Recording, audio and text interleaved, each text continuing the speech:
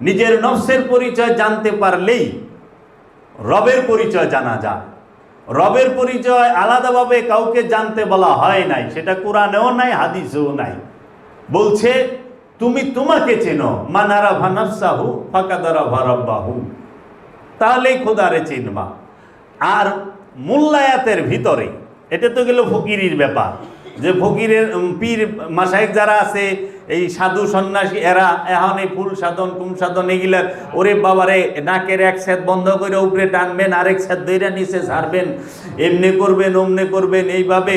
আবার কেউ এর বর্ণনা দিতে দেখলাম গ্যান্ডারির রসে জাল দিলে যেরকম মাউখা গুড় হয় না, একেবারে টাইট হয়ে যায়, এরকম আপনার রতিগুলাকে আপনার যা আছে এগুলার এরকম টাইট করে হলাই দিব। আপনার কাছে সেই মহা রাইসা দুর্বল হয়ে যাইব, আপনাকে গুরু মানব, আপনি একজন মহাপুরুষ হয়ে গেলেন। 2 জন মায়া মানুষ হারাইয়া, 10 জন মায়া মানুষ হারাইয়া, কিংবা 1600 মায়া মানুষ হারাইয়া মহাপুরুষ যাইতে আছে। এটা কি ফকিরি? এর জন্য কি মহামানবরা আসছে? আরে অনেক মহামানবরা তো বিয়েই করতে দেখি নাই। ঈসা নবী বিবাহ করছে? তাহলে আবার আমার বাবা জাহাঙ্গীর, আমার মুর্শিদ কেবলা কাবা, সে আমার 6 মা গ্রহণ করছে, 6টি আমার মা।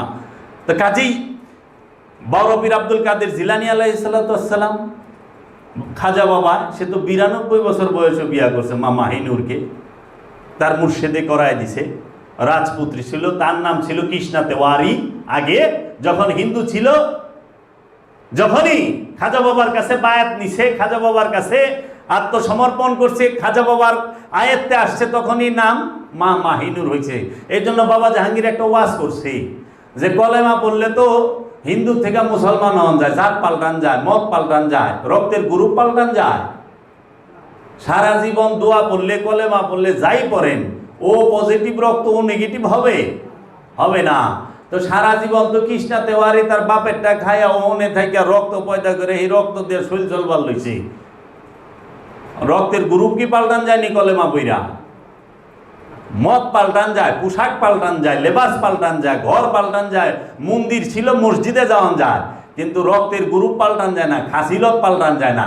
কলেমা পইরা খাসিলত পাল্টাইলে এই জঙ্গি যেগিনা সেগিনা বেশি পারত, মৌলবাদরা অগ থেকে বেশি কলেমা কেউ পড়ে না। অনেক খবর ওপরন লাগবো বরখা পিন্দেয়, এমন এক অবস্থা হয়ে গেছে। তো যাই হোক, এখন মোল্লাতন্ত্রে যেটা মৌলবাদ, এর আবার কি হয়েছে? আজকে আমি এক মোল্লার পাল্লায় পড়ছিলাম, আজকের ঘটনাটা দিয়েই শুনলাম। আইতেছি তো ওনার চুল একটু বড় বড়, তো একটা লেবাস লুবাস আছে, তা আমি দেখা মনে করছি কি কানা মানুষ, তা আমি তার অত চোখে দেখি না, আর লেবাস দেখে আমি মনে করছি হয়তো সুফিবাদে বিশ্বাসী মানুষ।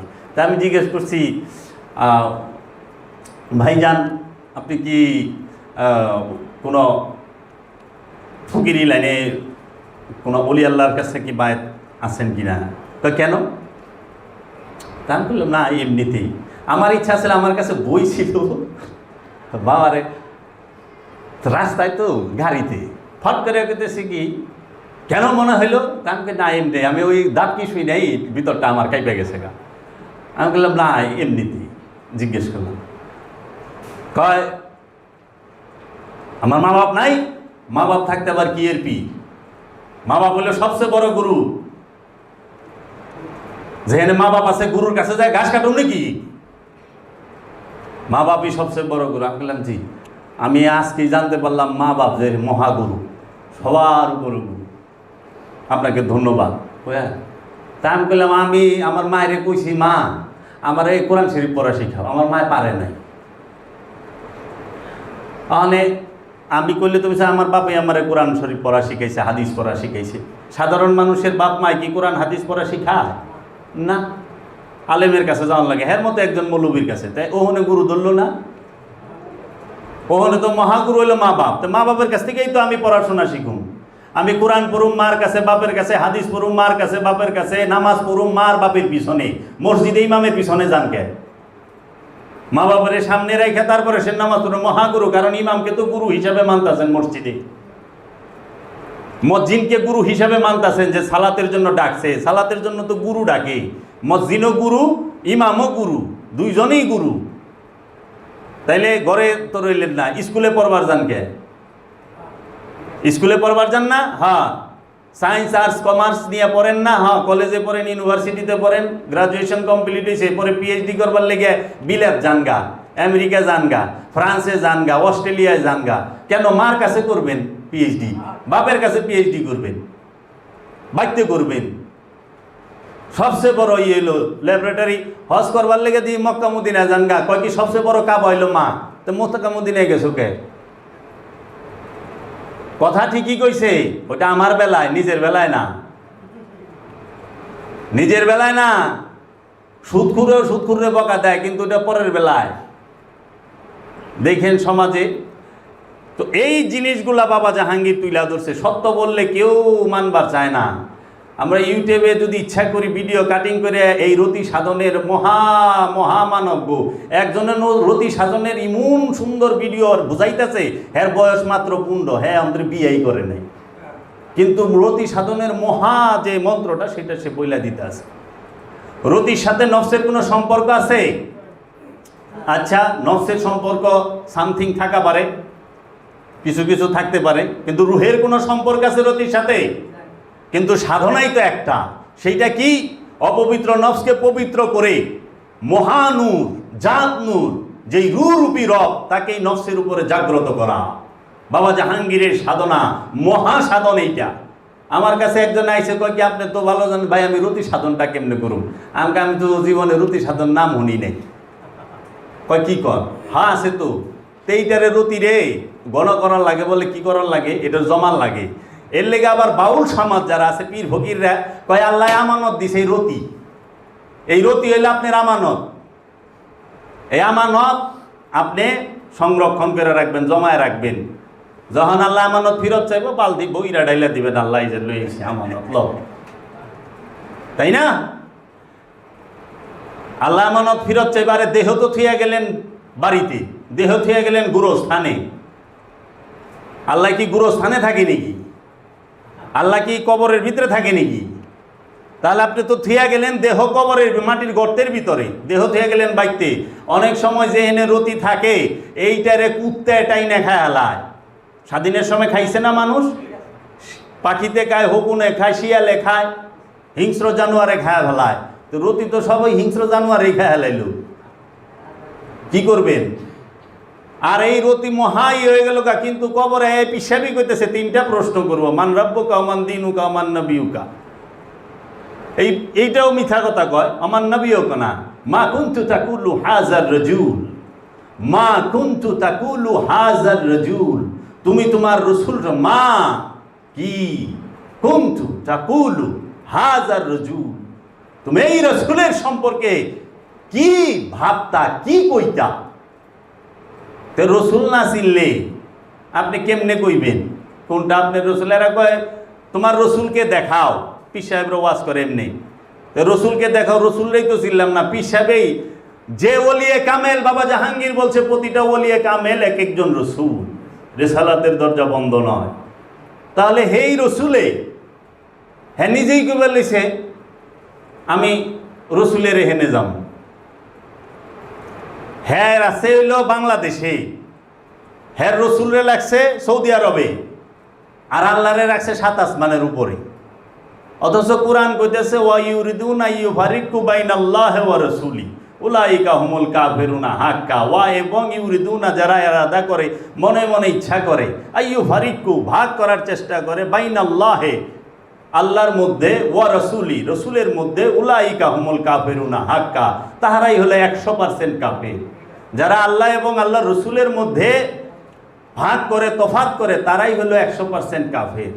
তো এখন এই আত্মপরিচয়ের, এই নফসের পরিচয়ের সাধনা বাদ দিয়া মানুষ রতি সাধনের খুব আগ্রহ। কিন্তু আমার জন্য এবং যারা আছে যে নতুন তাদের জন্য, যারা পুরাণ বুঝে তাগুলো কেন আমি মাপ চাই। আমি গত বর্ষে দেখছি একজন সাধক, সে এইখানে দাঁড়ায় মাইকে আলোচনা করছে প্রায় 1 থেকে 1.5 ঘন্টার মতো। অথচ তাকে কিন্তু কেউ বলে নাই যে নাহিদ বাবা বলে নাই, বেদম বাবা বলে নাই, কিংবা কোনো আওলাদে বলে নাই যে তুমি আলোচনা করো। তো নাহিদ বাবার কথার সাথে কথাটা মিলল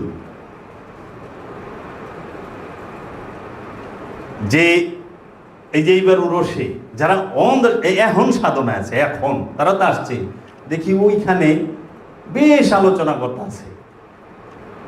নতুন যারা আসছে তাদের সাথে মেহমান আসছে, তারা তো দেখলেই মনে করে একটা মানে একটা অন্যরকম। ঠিকই এইটা আমার ভিতরেও, সবার ভিতরেই আমরা যারা খান্নাস যুক্ত আছি, যে খান্নাস মুক্ত তার হিসাব আলাদা।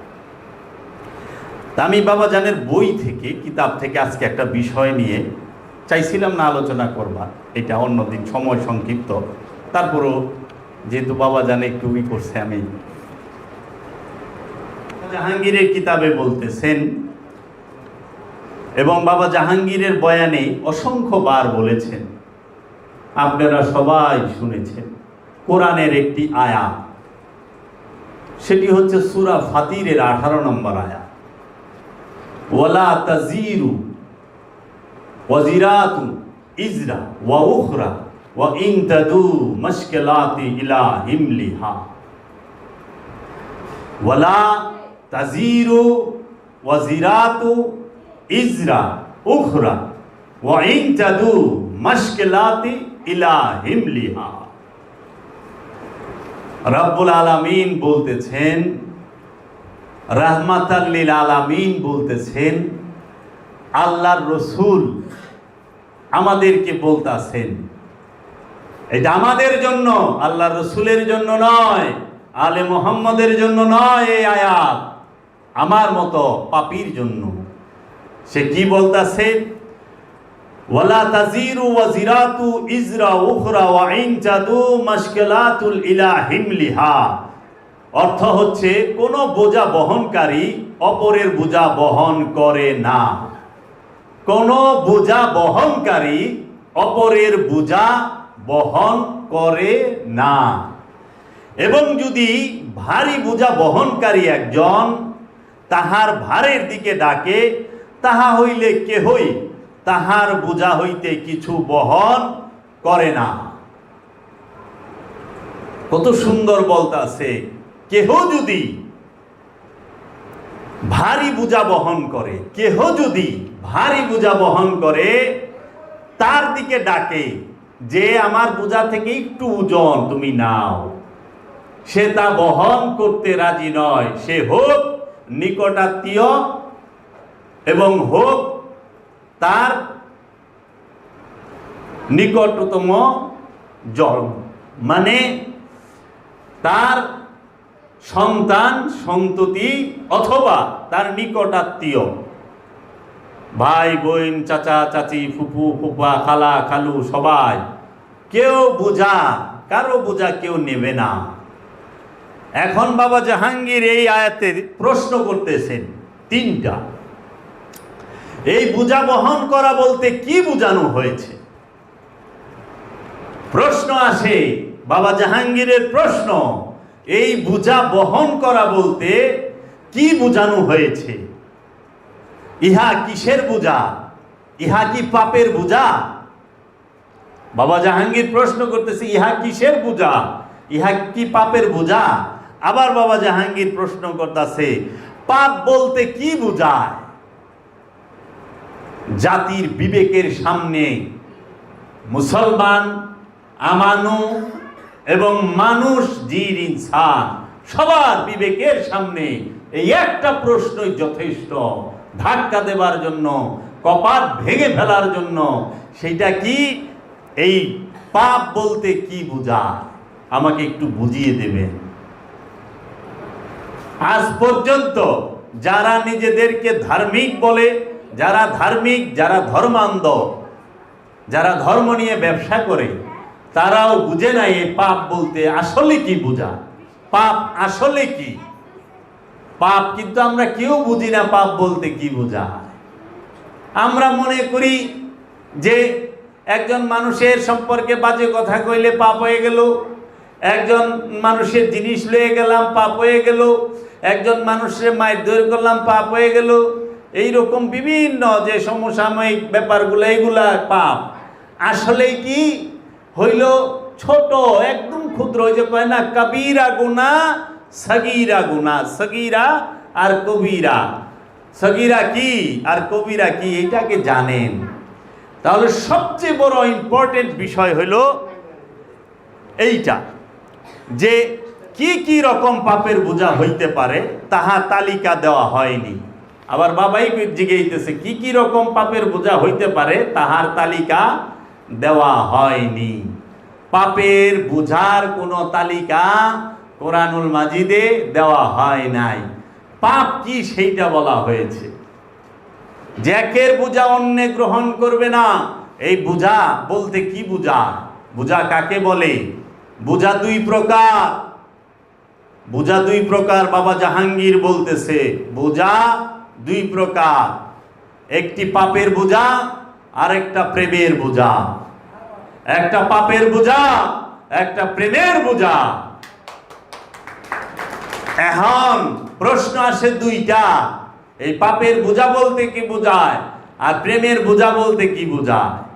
প্রেমের বোঝাটা আসলে কি? প্রেম কি? কয় প্রেমের ব্যাখ্যা করতে চায়। প্রেমের কোনো ব্যাখ্যা হয় না, অতি গুরু গম্ভীর জ্ঞানী যারা ভাবে আছে। আসলে এই কথাটা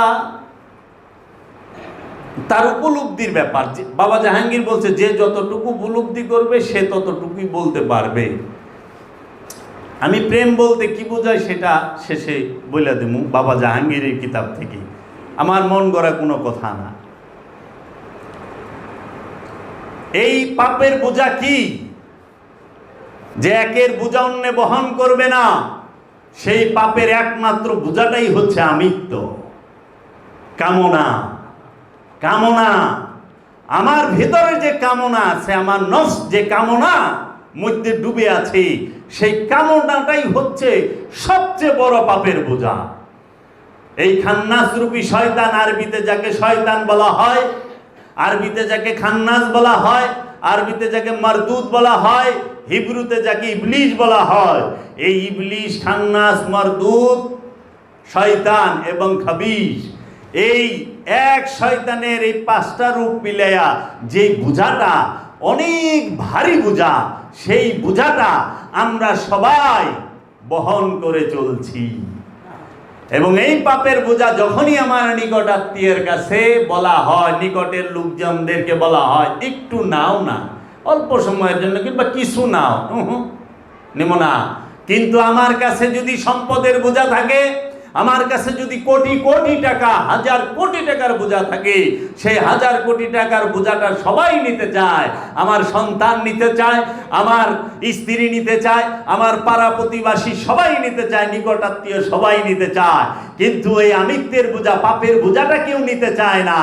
আমার যদি জমি থাকে শত শত বিঘা, শত শত একর, কিংবা ক্ষুদ্রাতি ক্ষুদ্র 5%, 3%, এইটাও এলাকার হুমরা সুমরা খায় আলাই দিবার চায়।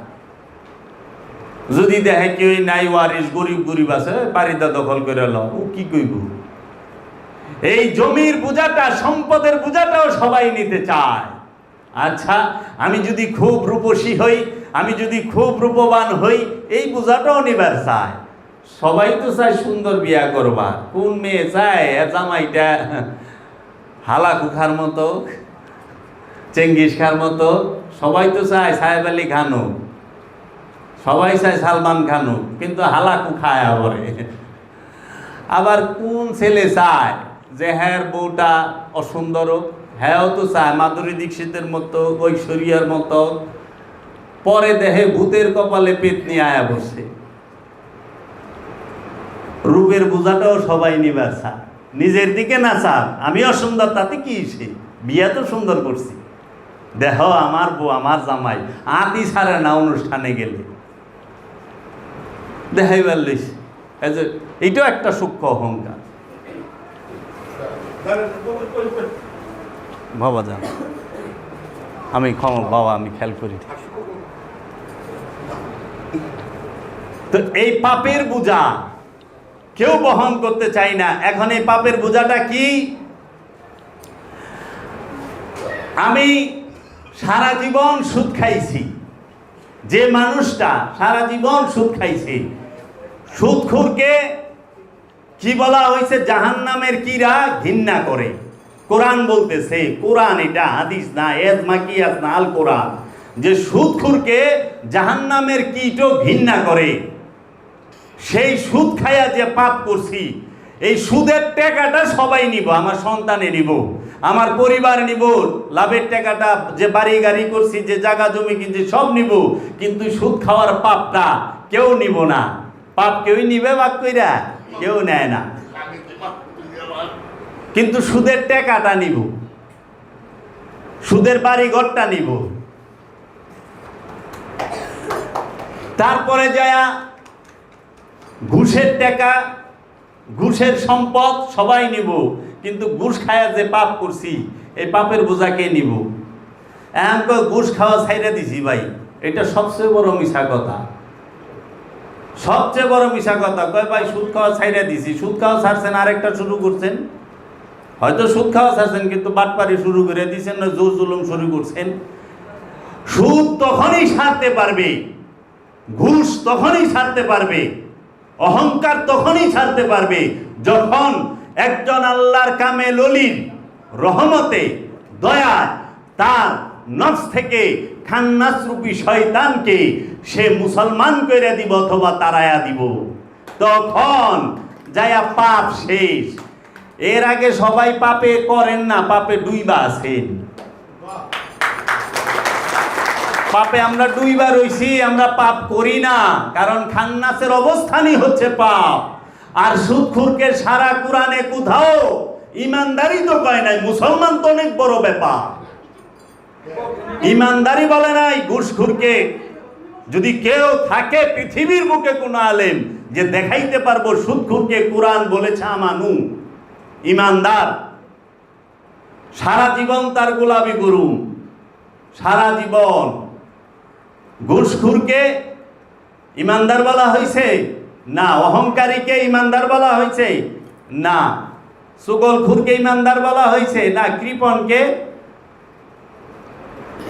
তাহলে ইমানটা কি একটু খেয়াল করেন, ইমানের বিষয় কি বলতেছে কোরআনে খেয়াল করেন, দয়ালের দিকে খেয়াল করেন। বিল গায়েবের প্রতি বিশ্বাস, কেতাবের প্রতি বিশ্বাস। কেতাব কেউ চিনে না, কিতাব দেখা যায় না, বই দেখা যায়, কিতাব দেখা যায় না।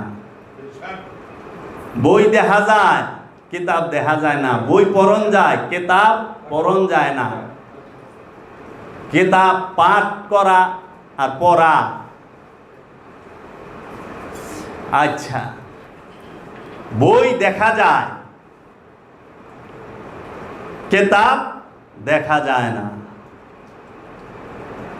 কিতাব আল্লাহ নিজেই বলতেছে নূর, আর আমরা কিতাব বলতে বসতাছি কাগজ, কালি আর কিছু শব্দ, আবার ওইটার মধ্যে বাইন্ডিং, আবার ওইটার মধ্যে কোন লাইব্রেরির মাল এইটা আবার লিখে দেয়, কটকট লাইব্রেরির মাল এটা। তো এই যে জিনিস আহানিটারে বানায় লিছি কিতাব, আমরা ধ্বংস হব না কেন? আমরা ধ্বংস হব না কেন? আমরা ধ্বংসের দ্বার প্রান্তে চলে গেছি। কারা কয় মুসলমান ধ্বংসের দ্বার প্রান্তে গেছে? বেকুব, মুসলমান কখনো ধ্বংস হয় না। আর তুমি যারা মুসলমান ভাবতাছ সে তো ইমানদারি না, মুসলমান হইব কই থেকে? হ্যাঁ, তো ইমানদারি না, মুসলমান হইব কই থেকে? এখন তো পাক্কা সুদখোর। হ্যাঁ কয় আমি মুসলমান, হ্যাঁ কয় আমি মুসল্লি, শুধু কি তাই? কয় আমি আল হাস। আল মানে একমাত্র, হাস হজ অর্থ কি? আত্মপরিচয় যার হয়েছে হ্যাঁ তো হাজি, যে আল্লাহরে দেখে হালাইছে, আল্লাহর লগে কথা কয়ে আইছে। কয় না তোয়াফের সময় কি হাজি হয়? তোয়াফের শেষে হাজি হয়, কোরআন কুরবানির পরে হাজি হয়। তোয়াফের সময় কি কয়? লাব্বাইক আল্লাহুম্মা লাব্বাইক, আল্লাহ আমি উপস্থিত, আল্লাহ আপনি উপস্থিত। আল্লাহ তো উত্তর দিছে অবশ্যই, হ্যাঁ আমি দেখছি, তুই আল্লাহ বাজ্জা। এক হাজিও বুকে আর্ধেক হয়ে পারে না, তো আল্লাহর লগে দেখা হয়েছে। শয়তান রে পাথর মাইরাইছে, কিন্তু শয়তানের লগে দেখাই হয় নাই। এই যে হজের মৌসুম, শয়তানরে যায় সব হাজি 30-40 লাখ হাজি যায় পাথর মারবো, কিন্তু একটা হাজিরে জিজ্ঞান ভাই সাহেব শয়তানের লগে দেখা হয়েছে, কথাবার্তা হয়েছে, কই না। তা পাথর মারলেন কেমনি? দেখেনি নাই পাথর কই মারলেন? শূন্যের উপরে সব। শয়তান দেখা যায়, শয়তান চেনা যায়, শয়তান বোঝা যায়। পাথর কোনোদিন শয়তান না। পাথর যদি শয়তান হয় তাহলে স্বর্গও পাথর হয়ে যাইব। শয়তান কখনো পাথর না। শয়তানের অনেক শক্তি। এই শয়তানের জন্যই নফস রবের দিদার পায় না। তে বুঝতে পারেন না শয়তানের কত ক্ষমতা, তার কত শক্তি, তাকে কত পাওয়ার দেওয়া হয়েছে যে খোদাকে দেখতে পারেন না, সব দেখা পারেন। বাড়ি ঘর, টাকা পয়সা, স্ত্রী পুত্র সন্তান পরিবার দেশ ক্ষমতা সব দেখতে পারেন, কিন্তু খোদাকে দেখতে পারেন না। খোদাকে দেখার, নিজেকে দেখার সবচেয়ে বড় দেয়ালি শয়তান। তাহলে পরে সেই জায়গায় যা বাধা খায় গেছেন। এই বোঝা কেউ বহন করবে না। আমিত্বের বোঝা কেউ নিতে চায় না, কিন্তু সম্পদ নিতে চায়। আমিত্বের বোঝা কেউ নিবার চায় না, সম্পদ নিবার চায়। আবার আরেকটা বোঝা আছে, প্রেমের বোঝা। বাবা জাহাঙ্গীর বলতেছে প্রেম কি, খুব খেয়াল করে শুনেন। বাবা জাহাঙ্গীর বলছে প্রেম কাকে বলে। দেখেন বাবা জাহাঙ্গীর প্রেমের অর্থটা বলছে। প্রেম কাকে বলে? প্রেম হচ্ছে আদমের ইচ্ছাকে রবের ইচ্ছার মধ্যে সম্পূর্ণরূপে উৎসর্গ করার নাম হচ্ছে প্রেম। এনে খেয়াল করার বিষয়, এখানে বলে নাই নিজের ইচ্ছাকে, নিজের ইচ্ছাকে বলে নাই। এখানে বলে নাই মানুষের ইচ্ছাকে, এখানে বলে নাই জিনের ইচ্ছাকে, এখানে বলে নাই যে সমস্ত মানব জাতির ইচ্ছাকে, এখানে বলে নাই যে নবী রাসূলের ইচ্ছাকে। এখানে কি বলছে? আদমের ইচ্ছাকে। আদমকে যে খান্নাস মুক্ত পবিত্র নফস, সেই নফস কি করে? সম্পূর্ণ তাকে উৎসর্গ করে দেয় রবের ইচ্ছার কাছে। আদমের ইচ্ছাকে প্রেম বলা হয়েছে। আদমের ইচ্ছা উৎসর্গ করাকে, মানুষের ইচ্ছা উৎসর্গ করাকে প্রেম বলে না। এর লেগা মানুষ বেশি ইচ্ছা প্রকাশ করলে কাম হয়ে যায়গা। আদমের ইচ্ছা উৎসর্গ করলে হয় প্রেম, আর মানুষের ইচ্ছা উৎসর্গ করলে হয়ে যায় কাম। কারণ হ্যার ইচ্ছা তো, আমার ইচ্ছা লইছে বাবারে আমি লুঙ্গি পিন্দাম, বাবার জন্মদিন লুঙ্গি পিন্দাম, আমাকে সব বাইক ইচ্ছা হয়েছে। আর সবাই একটা করে আনতে আনতে লুঙ্গির পাহাড় বানা হালাইছে, 20,000 লুঙ্গি আছে। এটা কি হলো? নিজের ইচ্ছা, এটা এক্সাম্পল দিলাম। নিজের ইচ্ছা হলো না, কিন্তু লুঙ্গি ছাড়া আরও কিছু তো লাগে। এই যে আমরা যাই খাই 5 আঙ্গুল দিয়া, বিরিয়ানি খাই না? বিরিয়ানিটা পাকাইব কি দিয়া? আমার বাবা তো ব্যবসা করে না। বাবা জাহাঙ্গীর বেদম বাবা কি ব্যবসা করে না? সে এতিম। বাবা জাহাঙ্গীরের বাণীতে বলছে এতিম কাকে বলে? যে সম্পূর্ণরূপে রবের মধ্যে বিলীন হয়ে গেছে। সেই প্রত্যেকটা ওলিয়ে কামেল হচ্ছে এতিম। প্রত্যেকটা ওলিয়ে কামেল হচ্ছে রবের ভাষায় মিসকিন। এই এতিমকে কি বলছে? আর আইতাল্লাযী ইউকাজ্জিবু বিদ্দীন। আপনি কি দেখেছেন তাহাদেরকে যারা দিন থেকে সর্বপ্রথম বাদ? সুতরাং যালিকাল্লাযী ইয়াদউল ইয়াতীম, যে এতিমের হক মাইরা খায় সে সম্পূর্ণ এই কোন এতিম? এই যে বাপ মা মইরা গেছে এটা মেজাজি এতিম, এই এতিম না।